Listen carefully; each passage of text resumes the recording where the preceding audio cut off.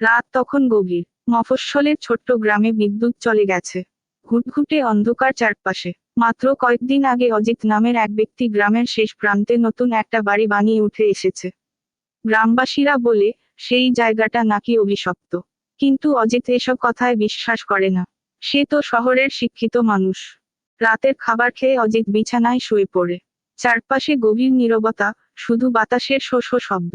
হঠাৎ করেই এক অদ্ভুত আওয়াজ শুনতে পেল সে, যেন কেউ ফিসফিস করে কিছু বলছে।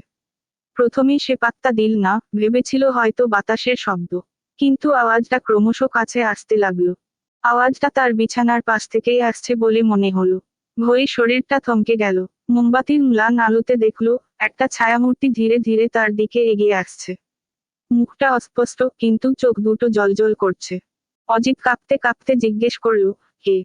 কে তুমি? ছায়ামূর্তি আস্তে আস্তে ফিসফিস করে বলল, এই বাড়িটা আমার। তুমি এখানে থাকতে পারবে না। ভয়ে অজিত চিৎকার করে উঠে পড়ল, কিন্তু চারপাশে কেউ নেই। সকালে সে গ্রামের লোকদের ডেকে নিয়ে এলো। সবাই বলল, এটা তো কবেই জানা কথা, এখানে এক বৃদ্ধার আত্মা থাকে। সে কাউকে এই বাড়িতে থাকতে দেয় না। অজিত আর সেই রাতে এক মুহূর্তও সেখানে থাকেনি।